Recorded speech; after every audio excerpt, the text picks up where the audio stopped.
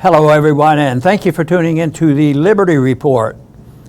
With us today is Daniel McAdams, our co-host. Daniel, good to see you. Good morning, Dr. Paul. How are you? Doing well. I just wish the world was a little bit better off than our president thinks it is. Yeah. Of course, we think there's a lot of problems, but he thinks it's the good stuff that is the problem, basically. But anyway, he became a lot more in the news over the weekend, as usual. He doesn't get a lot of positive news, no matter how hard the left tries. It's still pretty negative. But they did have to report on his racial statement, and they don't. The left doesn't even seem to catch on to this. White supremacy is the greatest U.S. terror threat could exist, and that is, I just think, over the top, and I think it's a racist statement. And I think it's just very divisive, and yet they'll do that, and they were able to do it. But what about his statement a few months ago? He said that he was talking to a black individual, a potential candidate or something, and I don't even know if he was a Republican or not. And he says, "You mean you're not going to vote for me?" Yeah. He says, "Man, what's the matter with you? You can't vote. You ain't black then. You have to support me if you're black." Now, do you think there's a little bit of a racial tone there? But I don't think the media had much criticism there, at least the left-wing media. Maybe that'll change someday. Yeah, it's bizarre. And let's listen to it, because he gave a talk at Howard University, a very important historically black college. And I don't know what to say about this other than just listen to what he says if you haven't heard it yet. Here we go.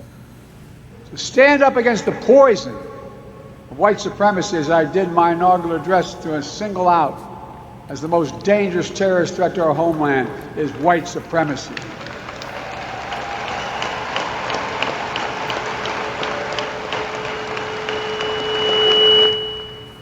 And I'm not saying this because I'm at a black HBCU. I say it wherever I go. To stand up. So white supremacy is the #1 terrorist threat in America. Now, no one denies that there's racism everywhere. There's problems with it. But just the idea, Dr. Paul, I mean, does anyone even know a white supremacist? Maybe I'm hanging out in the wrong circles. I'm not in the active crowd, but I have never met anyone who is a white supremacist, with the KKK hat or something. The thing that I fear the most is very bipartisan, and that is the cooperation of most of the people in Washington that deal with the principles of personal liberty. They gang up on us all the time, and that is a menace. I don't know whether I don't think it's the appropriate time to use it. The word is terrorism, but there are some terroristic attitudes of our government, and I think one of the most terroristic things that anybody can have is if they have a call and they have to come see you. We're from the IRS and we're here to help you sort out your taxes. I imagine everybody goes, it's crazy. That's terror, and that's why they want as many people on the dole as possible and on the record, and that is why I think power is their goal. And right now they're trying to get everybody to sign up with massively expanded services coming through the medical industry, because of course we just had this COVID, and we were very instrumental in solving that problem, so we need everybody to join in. I'm just really impressed negatively on how much advertising is going on. That to me gives me chills of a terrorist threat. Don't do it. And often, I'm saddened by the thought of wonder where I'd be now in medicine, because I couldn't have tolerated any of that. But there are a few people out there resisting, and that's what we have to do. We have to know and understand who are the real terrorists, and I'll put that in quotes, because that is what people fear, and I think it's the lack of freedom is what they're most fearful for. Yeah, Biden ran on this whole idea of, Trump was so divisive, he divided America. I will bring America together. Sorry, Joe, this isn't how you do it. If you put on this first clip, now this is from the Washington Post write-up of the speech over the weekend, and this is just to reiterate what we said. Biden calls white supremacy greatest, if we can put that up, greatest terrorism threat as 2024 race heats up. Now that's a good point because this is all about politics. And he even mentions it early in his speech. If we can put the next one up, this is from that story. And here's folksy old Joe talking about how he decided to run. He only decided reluctantly after seeing the Charlottesville incident in 2017. That's untrue. We know Biden's been wanting to run since 1970s, 1960s, God knows when. No, leave it up if you can, please. So, recounting the story of how he initially decided to run for the White House after seeing white supremacists marching in Charlottesville in 2017, Biden says the country continues to be in a battle against sinister forces that are determined to turn the clock back to more divisive times. He may be ironically true in a different way than he means. He says, I don't have to tell you that progress towards justice often meets ferocious pushback from the oldest and most sinister of forces, Biden said after quoting former President Donald Trump's equivocating response to the 2017 rally. So it's very clear this is about the campaign. And I just wonder, Dr. Paul, usually, and remember what Reagan ran on? Are you better off now than you were 4 years ago? You know, instead of you're a racist, you're a terrorist. I don't know. Yeah, no, it is a shame, and you know what's being taught and circulates surely in our schools is the critical race theory, and they preach this. They preach racism, and if you don't, you know, you can't move ahead. And you can't. Sometimes you can't pass your courses. Yeah. You know, if you challenge the professor on critical race theory, but you know, the whole thing is they want you to abide by their rules because they say that it's the white supremacy and the racism, and then we have to just stop this. But you know, how do they describe what they want? Oh, they want more diversity. Yeah. Diversity according to their rules and regulations and according to their guns that you point at you, and they want equity. What does that mean? Equity sounds pretty good. Equality of justice might be one thing, but this equity is economic redistribution of wealth by force, by guns, and then they also want inclusion. And you already pointed out that Biden promises inclusion, but it got worse, and it's worse along. So, and what is the opposition to that? What would we support in opposition to that? And for me, I describe it as individualism. Rights come to individuals, not to groups, and individualism means that you can be diverse. I think really the best diversity is when an individual has a right to his own life. Yeah. You know, that they can do what they want as long by one rule: you can't hurt people. But they don't simplify this. They say, no, you have to obey the government. So whether it's in a medical treatment of COVID or whether it's what you do at school and all the things, they want to do that and set the standards. And they are the authoritarians. They rely on authoritarianism, where I think a libertarian society relies on individualism and a voluntary society. And I don't know how people can turn that down, especially if you can show the documentation that that country or that part of the world that ever follows those rules like we did in our early history is so far superior. But people will find things because nothing is perfect. They'll say, right now, you know, the left says that what they're after now is to destroy what we have because we're sick and tired of capitalism. That is such a distorted figure because we are pretty critical, you know, on the type of capitalism, this crony capitalism. But that isn't it. They just have a theory of government that leads to this divisiveness and the racism that comes because you have to compete for your share of the loot. Yeah, well, I think what we're seeing here is an increasingly desperate campaign. We talked about Biden's numbers last week. They were the lowest of his presidency, the lowest of any president at this particular point in the presidency. The numbers speak for themselves. There's no question about it. And we didn't mention it, I don't think, but there was a Rasmussen poll last week suggesting that Biden had 36 to RFK Jr.'s 35%. Now, if that's true, no wonder they're worried. But it's pretty obvious why they're so worried. Can Biden run on the economy? He's trying to. He shut everything down. He and Trump shut everything down for COVID. And then when things came back up again, he's trying to claim credit for, I created more jobs. Yeah, but you shut them, and so they can't run the economy. And we know we're facing stagflation, and even worse perhaps. They can't run on foreign policy success. You're getting us almost to the verge of World War III over something that has no interest whatsoever to us. So there's no foreign policy success, no economic success. So he could never ask the question, are you better off today than you were 4 years ago? But the answer is resoundingly no. So what do you do in that case? You ramp up fear, because that's all he has left. Fear, hatred, and divisiveness is all they have left. You know, I mentioned that quote of Biden about him putting down the black man because he wasn't supporting him. He says, "Oh, you ain't black then," you know, that sort of thing. But you know, it's black Republicans who are the most hated in general. Yeah, that's true. And this is done by the people who promote and talk about, you know, the evils of white supremacy. And so if you get a person, and I think Biden's expressed this so clearly, what's going on is because they can't stand, you know, the truth popping up. Yeah. And I often wondered, you know, when Clarence Thomas ran for Supreme Court, you know, if, let's say your soul and your heart and your life had always been, you know, we blacks have been just really ripped off. Isn't it sort of neat that we have a black man being in the Supreme Court? Oh yeah, but he's a libertarian, you know. So they despise him. So the greatest hatred comes from that. So I still think that you have to have an understanding of these terms and the philosophy and all, because the system we have now is very, very divisive. And how does it occur? By telling people we are going to bring people together, and of course it's all a bunch of lying. But it just does remind me of their approach, and it is such a divisive approach, because remember, the first thing they had to put their hooks in was January 6th.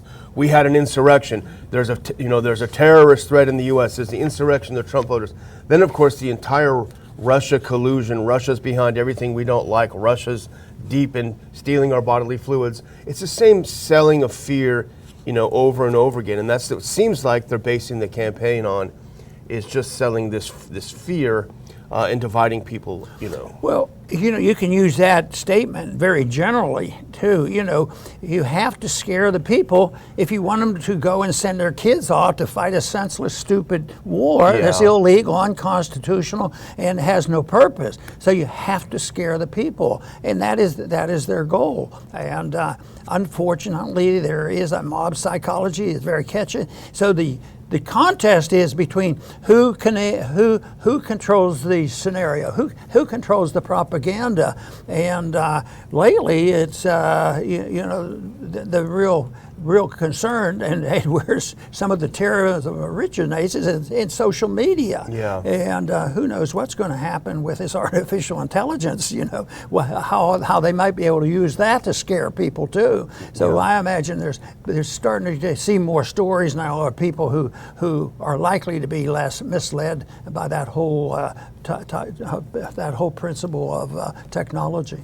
Well, you know, you remember back when they started the war on terrorism, George W. Bush, you know, and once you call something terrorist, then of course anything is justified, you know, to take that person or that thing or that idea out. When they declared a war on terrorism, I remember you said more than once, more than a few times, this is dangerous terminology, because this war, okay, now it's just all these bad Muslims overseas, but this war will be turned in against Americans, and that's exactly what we're seeing here. Using that term, the other that has to be quashed because there's such a threat. Now it's I don't know, half of America he's talking about, I guess, according to his terminology. So, well, it still to me is not complex, but it's very difficult because the emotionalism and the ability to control, you know, the scenario, control the images of the story, and you have you have our governments, and too often on the big issues, I still say, even with all the fighting going on between Republicans and Democrats, there's way too much, you know, collusion between the two parties, and they seem to be able to protect the spending. Oh no, they're fighting it on. They're fighting tooth and nail. But the spending's going to continue. Yeah. And they say, well, we don't want to have a default. Well, you're defaulting every single day. You know, every time you print an extra buck, you devalue the dollars that are in existence. But it goes on. And you know, where does this propaganda and lying thing start? I think it starts very early on, and I think it had to be the control of the educational system.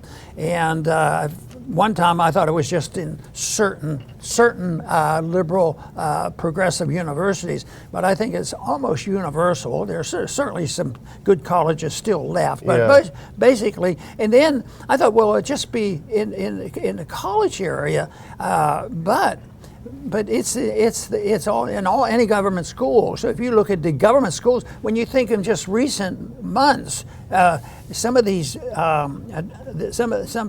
efforts to for teachers to go on strike, some of that's been pretty vicious. You know, they work for the government, and you can't even have a contract if a businessman has a contract. He just, in a free society, you don't have to sign a contract with a union. If it's beneficial to both parties, you can have a contract like that. But anyway, that is a big problem, and the people become bewildered on this.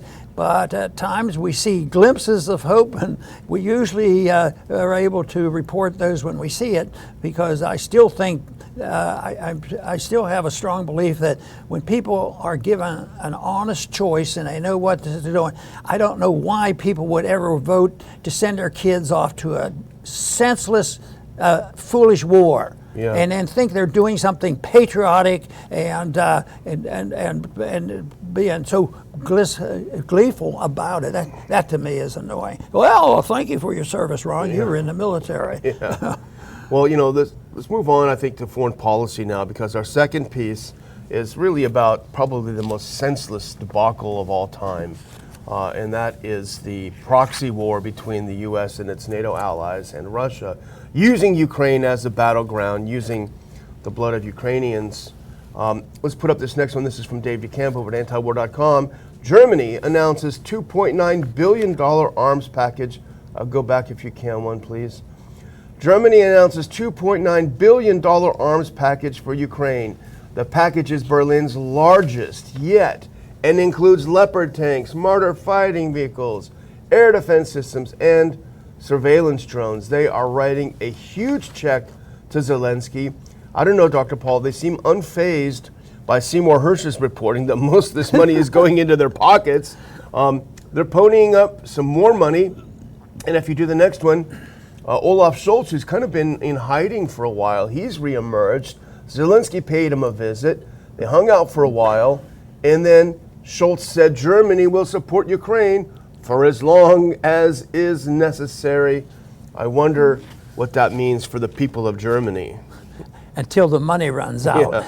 And the money runs out when the money runs out of value, and which is something ultimately they don't have control, because ultimate values have not only an objective view on how it's developed, but it's also very subject. When the people panic and they become fearful of what the government's doing, instead of responding, the government's made us very scared, so we'll do what they want. But what happens if the people are very scared because they've been doing that for too long, and that's when it ends. But that's when the great danger occurs, unless we have an army of people who know and understand what personal liberty is all about. And that was the miracle that that happened with the founding of this country. They had individuals that understood these principles, and in spite of all the difficulties, were able to produce a document, the best probably ever written, but still with its infractions. It's not a perfect document, but we need to have a generation to do this.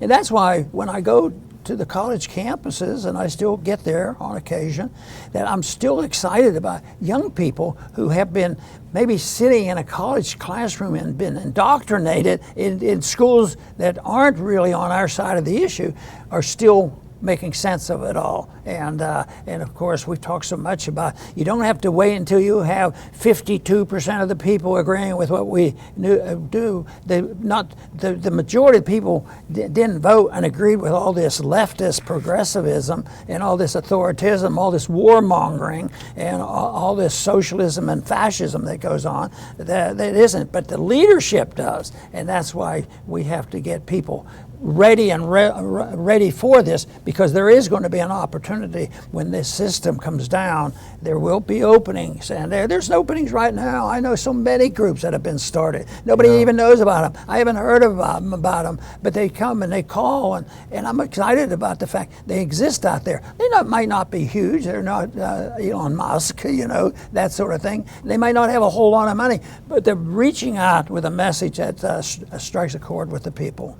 Yeah, people do have to get ready, and unfortunately the propaganda is still very strong. The war propaganda with this Ukraine war is still very strong. I mean, but what's happening to Germany is really like the most insane idea to come out of Germany for the last 70 years, I think, which is let's commit economic suicide to try to take out Russia. Well, it hasn't worked. Russia hasn't had the economic collapse that was supposed to have. And Germany, on the other hand, is being deindustrialized. It's being turned into a third world country. And this is I just clipped this from FT, from Financial Times recently. Now this is the reality of Germany. If you can put this next one up. So Germany, as long as it takes, we're going to give money to Ukraine. We'll give as much as we can, as long as it takes. And here's from Financial Times just this month: German recession fears resurface as factory output falls. German industrial production fell 3.4% in March, the biggest drop in a year. So they're crippling their industry, they're crippling the economy with the idea that, oh, well, we may cripple ourselves, but we're going to take out Russia too.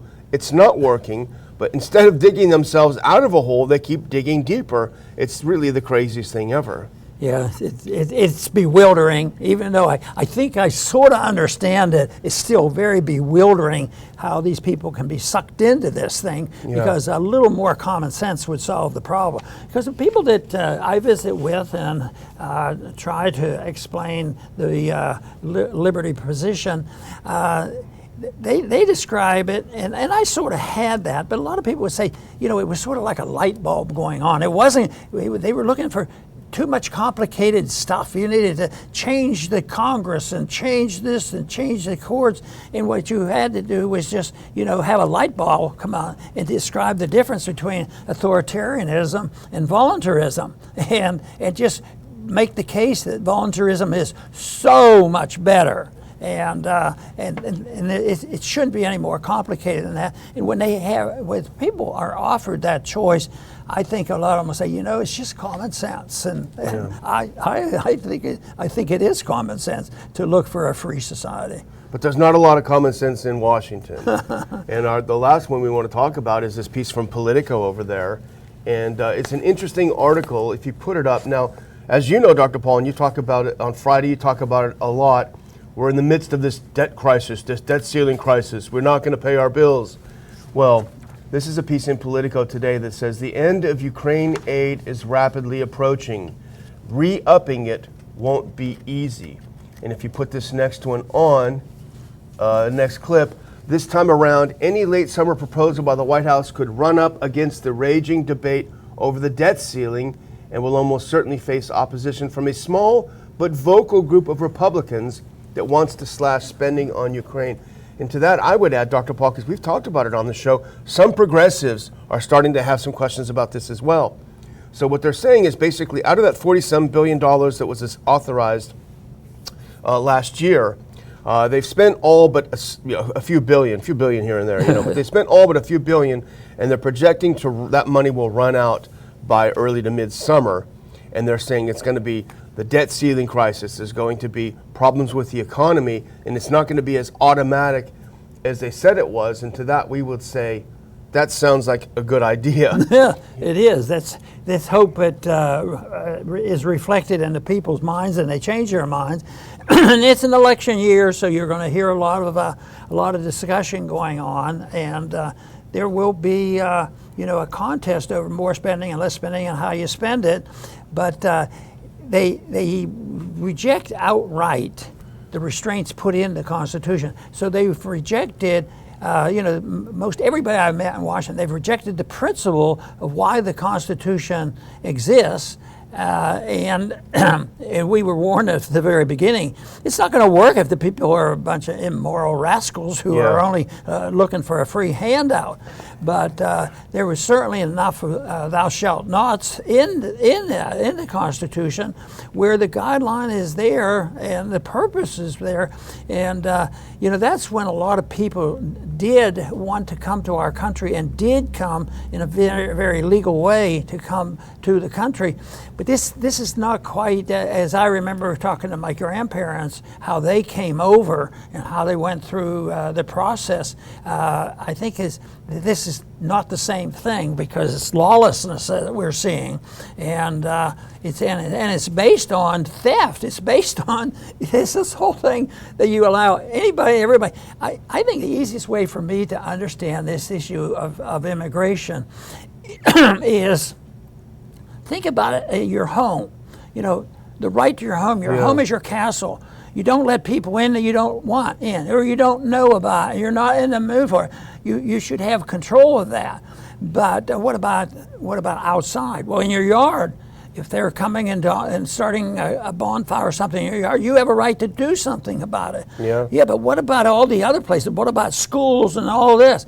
Well, maybe we shouldn't have the government owning all that stuff. Some of these problems they run into in the schools, they don't run into that in private schools, to the same extent, or homeschooling. So there's enough freedom left to circumvent that, but it's still a very, very big problem. And yet it was not authorized, nor was it expected by the founders that, a little bit of government here will help and we can get by with this. But a little bit of government just means opening up the door to big government. The big government, and the biggest government is an interventionist foreign policy. And here's from that, a little bit more from that political piece, Dr. Paul, if you can put that next one up. So this is telling in a different way than they intend, I think, Dr. Paul, because they say the original $48 billion package approved in December included about $36 billion for the Pentagon to craft a wide range of military aid to Kiev. The U.S. sent millions of artillery shells, funded tanks, shipped armored vehicles, advanced air defense systems into the Ukrainian military's hands. But they sent all this stuff over, then they say Ukraine is winning. But on the other hand, if that's the case, why are they desperate for more? What happened to all this stuff we already sent over when they're not winning? Well, it all got blown up, and they're sending more, and they want to send more. And he's still not happy, Zelensky is. Put this next one on. He's mad because he's not getting more. Zelensky said the new armored vehicles promised by the U.S. are only arriving in batches, contradicting European Command General Christopher Cavoli, who told Congress last month that Ukraine had received over 98% of the combat vehicles that had been requested. So Cavoli, our general, says they got all the stuff that they requested. Zelensky says, no, it's not enough. I don't have enough. And I found this tweet, Dr. Paul, because this reflects what might be the coming battle, if we can put this on. And I don't know this account, but he just makes a good point. He says, all this phony talk of a debt ceiling, but American voters never ask themselves, how do we have all this money for Ukraine? And this U.S. risks breaching debt ceiling in first 2 weeks of June. How do we have all this money in Ukraine? And the other thing I was thinking, Dr. Paul, is what is the debate going to look like if they come back and say, look, that $50 billion wasn't enough, we need another $50 billion. I think that might be an opening for someone like Senator Paul to say, look, last time we did this, I said we need an inspector general. We're seeing reports that the money's being wasted. Shouldn't we account for it in some way? And that might give some leverage, I think. Yes, and the attitude of the leaders of these countries that become dependent on us is so annoying, because they come not with a reasonable request for a problem that both could understand and endorse. It's coming with an attitude. You have something, we need it. We have a right to it. It's sort of an expansion of how the welfare state works at home. They don't think that, not for a minute, do people who get more and more, rich or poor, who get more and more checks from the government, that they're taking something from somebody. But it's really in the moral sense, it's when you use the government's gun to go and take and redistribute the wealth, that to me is immorality. And it has to be that they have to be very arrogant, ignorant of economics, or maybe they aren't ignorant. Maybe some of them know exactly what they're doing, but they know what the ropes are and how the system works in a special interest type of deal. So what about a good example of that would be when Zelensky came here, he had a meeting with the military-industrial complex. Oh, yeah, for sure. He knew who to talk to. Yeah, exactly, for sure. Boy. But DC cannot allow any negotiations to try to stop this war because the neocons are still convinced that they can take Russia down, take Russia out, so they're going to keep the war going. If we can actually look at this last one that I put up, because this is the head of diplomacy for the European Commission, Josep Burrell. Listen to what he says, Dr. Paul. I thought this was fake, but actually is true. He actually said this. He said, I know how to end the war immediately. Wow, that sounds interesting. I know how to end the war immediately. I stop providing military assistance to Ukraine, and Ukraine will surrender in a few days. That's it. The war is over. Now, most people who are not psychopaths would say, that doesn't sound like a bad idea. The war's going to be over in a couple of days. But no, they want the bleeding to continue. They want more dying going on. Like Trump said, I want to stop the dying. I don't want to take sides. I want to stop the killing, and I want to stop the dying. Well, these people don't because it's very profitable to them. And the longer they stay, the more expansive it's going to get. It's going to spread and get bigger and bigger. It reminds me of all the debate and arguments back in the 60s, but it went on longer and more vicious, and a lot more people died. So in one way, they're waking up a little sooner. But back then, it was, we need to do this. The spread of communism, then it was the terrorists, and now it's the Republicans that we have to do all this stuff. But that to me is so bad, and but they expect it as a right. And of course, the basic principle of a free market principle or libertarian principle is you can't take stuff from other people without their permission. But then you say, well, then there's going to be rich people and poor people. Yeah. Well, rich people, for the most part, give an incentive to people who won't work. Maybe then they have an incentive. Well, I better work and get some of that money. But it is that incentive that the big government people want to play on. So they use that as the excuse to make government bigger and themselves richer and more powerful. Power is a big deal too. They want power, and that's why these weapons get sold. And you're right. They're not looking to win the war. Yeah. Matter of fact, those people that run these big arms manufacturing companies, that's the last thing they want is a war to end. I mean, what will we do for a living? Look, how many jobs do we produce? Yeah. We create jobs, and what's going to happen to money if we don't sell more weapons?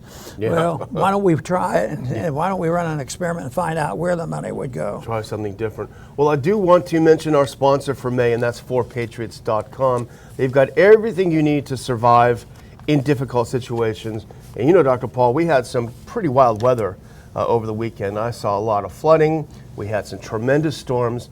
My thoughts did turn to generators, which I do not have a generator yet, but I thought of generators, and I thought of solar-powered generators, and I thought of 4patriots.com because they have it in all different sizes to handle all different needs that you might have, from simply powering your phone to powering your fridge, your medical devices. And they've come up with a new generation of portable, safe, silent, and fume-free generators. As we know, those gas fumes, that carbon monoxide, you can't smell it, but it can certainly cause damage and death to everyone. And these products are available to all Americans, even those that think they might not be able to afford them. It's a generator that doesn't use gas, it uses solar, so it doesn't have fumes. It's as quiet as a laptop. It's lightweight. You can expand the power. You can add nodes to it and make it stronger. The best thing about it is that you can get 10% off one of these terrific generators if you use the code RON when you make your purchase, and not just for the generators, but anything on 4patriots.com website. 10% off your first purchase using code word RON. I will put a link in the description. Just check out what they have. It's a wide variety of things. For sure, you're going to find something that will make you sleep easy at night. So, Dr. Paul, I will just finally quit by saying again, We're getting very close to our June 3rd conference here in Houston. If we can put up that last clip, it's going to be a great event. It's going to be a great chance to get together and talk about a lot of the things that we talk about on the show. We're bringing in some special friends to give some presentations. We've talked about Jordan Schachtel, who's going to be here. We'll talk about some other people, but they lie. Nihilism and the war on truth is what we're going to talk about. War lies. The lies of the censorship industrial complex. The encroachment of nihilism, and you're writing about this in a booklet coming out. There's so much going on that we need to get together and talk. And you know, Dr. Paul, when we get together and have a conference, it's not just one-way talking. We talk at you, our speakers talk at you. It's interaction, and that's what people need, is to get together and compare notes. I'll put a link here to get your tickets and join us June 3rd, Houston, Texas. Over to you, Dr. Paul. Very good. I want to finish with using a quote that everybody has heard before, and they still use it. It's such a great quote. It comes from Martin Luther King, who was anti-war. He didn't, manufacture that for political reasons, and he came out strongly against the Vietnam War. Probably one of the major reasons why he got assassinated. But his quote at his great speech in Washington, he mentioned something, not that this meant that Martin Luther King was a libertarian, but on war issues and civil liberty issues, he was pretty darn good. Economics is where libertarians would find fault. But his quote is so famous, I have a dream that my 4 little children will one day live in a nation where they will not be judged by the color of their skin, but by the content of their character. Wonderful. And the liberals write about this, and the liberals have to refute this. So that's what they're in the business on. And the liberal argument now is that they're misinterpreting Martin Luther King, and they want to reverse this. And what they want to say is he didn't really mean it.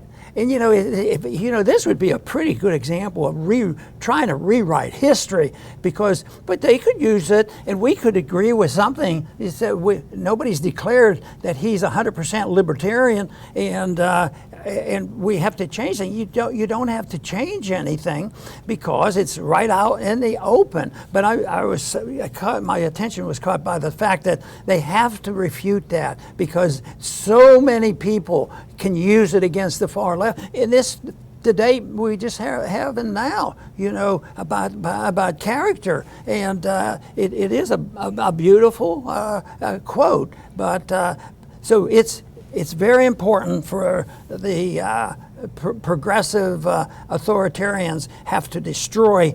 They don't want to destroy Martin Luther King. You can't do that. But they want to destroy the interpretation of this. And they say everybody since he said it has misinterpreted it. And that's why we have to straighten out history. It's sad, I'll tell you, to have that happen, and that's what we have to confront with. But we still have an ability to get together, have conferences, and visit with you on our Ron Paul Liberty Report. And we still have homeschooling, which I'm engaged in, and we have, the social media. Although it's you have to be careful in what you're doing with it. But we do not suffer. And people who get imprisoned in Russia for a couple of days, sometimes they come home and they think America's not so bad because they realize that we still do have enough liberty. We have enough liberty if we will wake up and make use of that, because numbers do count. Numbers count. Not in the sense of the Democratic majority, the dictatorship of the majority, not that political thing that they talk about, by the majority of the people agreeing, that peace is far superior to war. I want to thank everybody for tuning in today to the Liberty Report. Please come back soon.